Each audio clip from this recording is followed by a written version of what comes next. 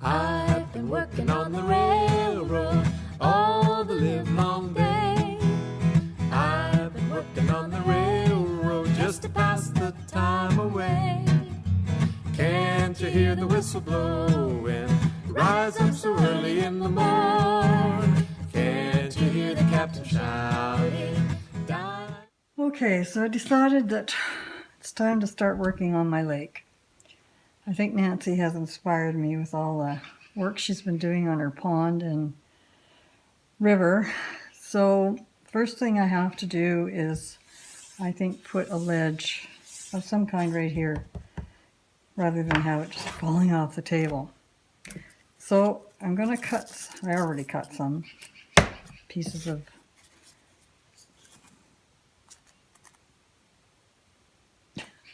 what do you call it? I can't think of the name of it. Anyway, you know what I mean. So I'm going to use some no nail stuff. I already tried it on this here and it sticks pretty good. It's not eating the foam board, so I guess that's what I'm going to glue it down with. So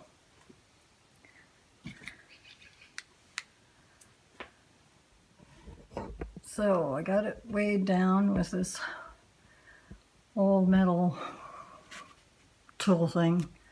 It's pretty heavy, so I'm going to leave it for probably half an hour. It says you can reposition it up to 15 minutes, but it doesn't say how long it takes to dry. So I guess I'll come back maybe in a half an hour and see where we're at. It might take longer, I don't know. Okay, so I'm just going to take the heat gun and I'm going to kind of melt this down a bit.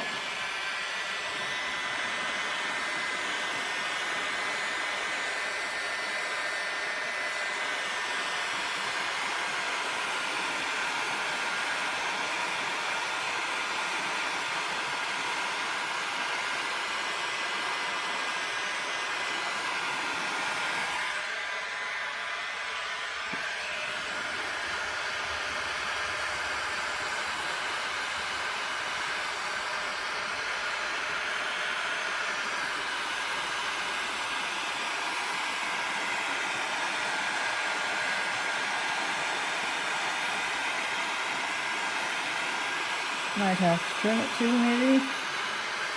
I don't know.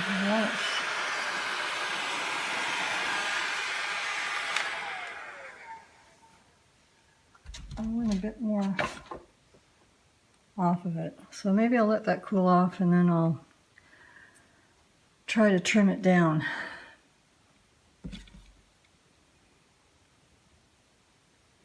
Okay, so I did some sawing also, and kind of smoothing this off a bit more. I think it should be okay.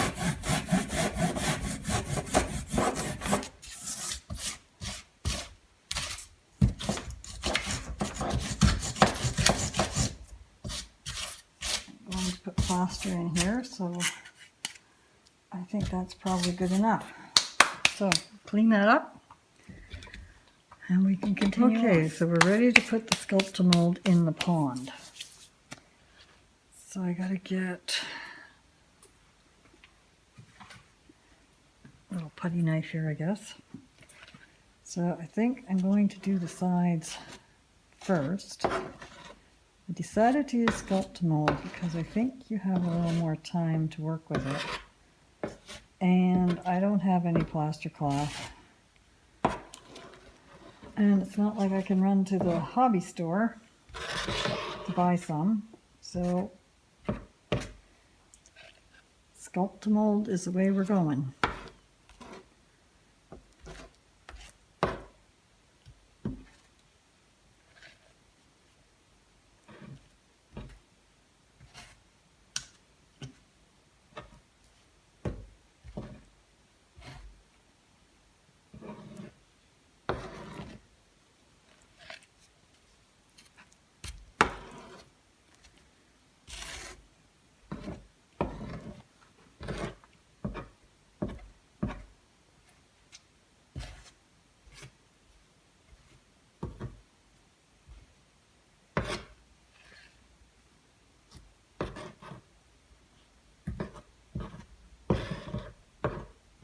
Anyway, I'll do the sides first, and then, whoops, fill in the bottom after, I think.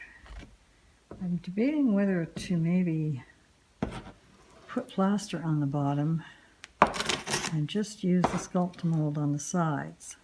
I'm not sure. I did see somebody, Luke Towan, was doing roads. Well, actually he was doing a diorama, but roads, and he was actually using Sculptamold and plaster together, so I guess you can do that. He was doing it. And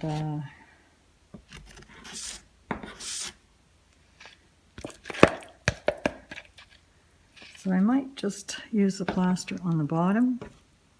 I'll have to see how this looks when I get it on. So I know some of you people have railroads that are layouts that represent certain places. My layout is totally fictional. Doesn't really represent any particular place. However, I think there are things that I probably will incorporate into my railroad that do represent certain places that were important to me maybe as when I was growing up. And one of the places is Clarney Lake, which is what I'm going to call my little lake here. It was a lake where we used to go swimming, and it was a kind of a neat little, it wasn't a big lake, it was a neat little lake. Had a nice sandy beach. It wasn't in the city, you had to drive out of the city to get to it, and it was kind of in a wooded area. And of course in those days there were no lifeguards or anything, it was just a place to go swimming. Had a little canteen. And the water was, I don't remember it being rocky. I know there was a sandy beach, and I don't really remember the water having a lot of rocks in it. Maybe it did, but I don't remember it. Anyway, today apparently it's quite the tourist attraction. They've built it all up, and they have walking trails and a lodge there, and swimming, and lifeguards and all that kind of stuff. So anyway, that is what I am going to call my lake.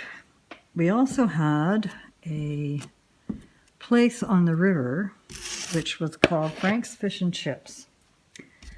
And I swear they were the best fish and chips in the world.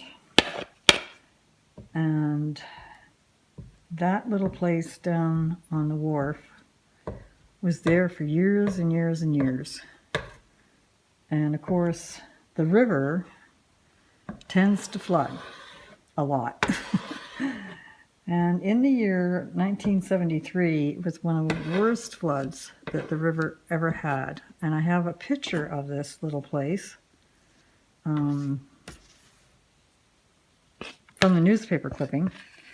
And you can only see half of the building because the rest of it's underwater. And he finally did move off of the river and got a place in the city. But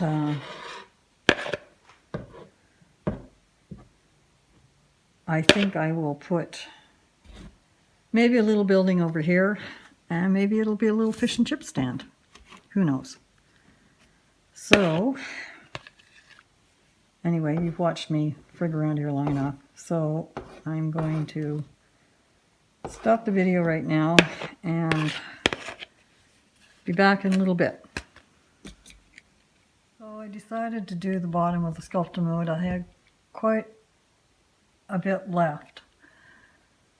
So I might have to put another coat on it just to make sure it's all sealed good, but now I guess I have to let it dry, and that's it for now. Okay, so I'm ready to paint the lake, and I think I'm going to use this here acrylic paint Blue Spruce.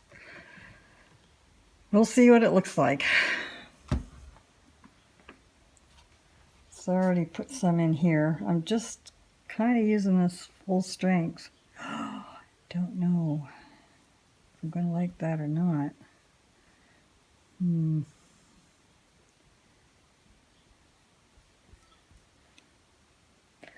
going to water that down a bit.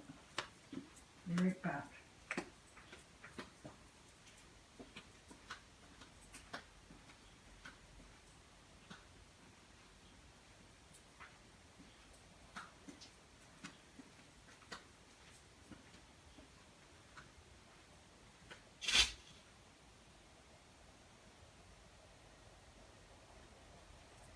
Okay, we'll add some water to it here.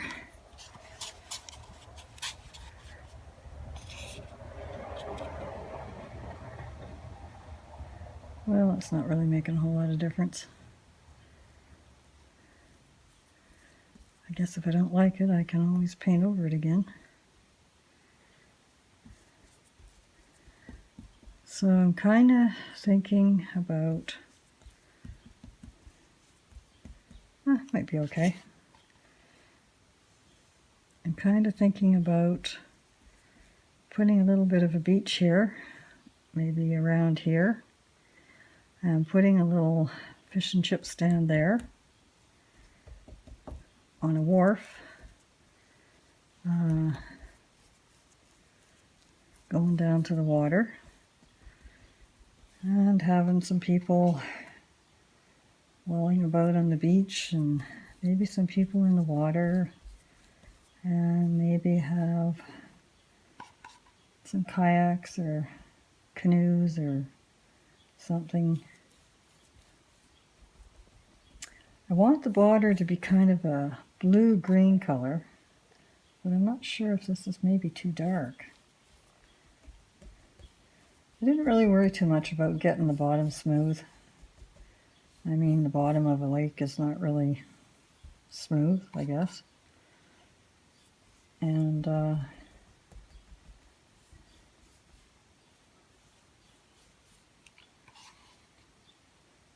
once it's covered with water,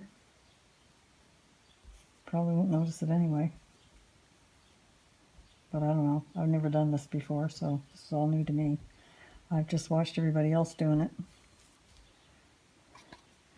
So when this dries, we'll see if it's still this dark or not. I guess I should paint it up as deep as I want the water. I don't know. All these little white spots covered up. Anyway, I'll be back in a bit.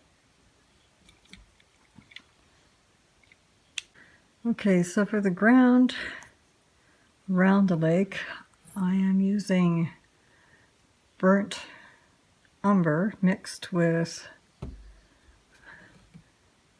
raw sienna.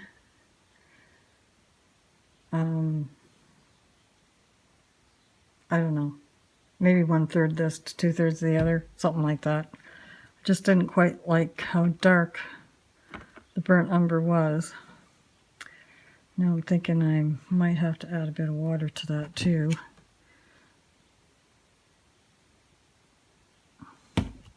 Otherwise it's going to be too thick.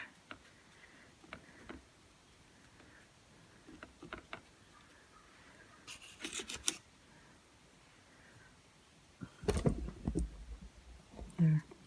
Move the camera down a little bit so everybody can see what I'm doing. So I'm going to start on the side here.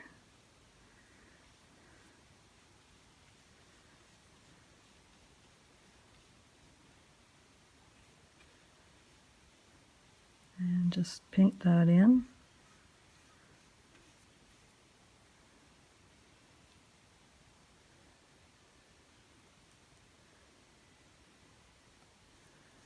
The Doesn't have to be perfect, I guess.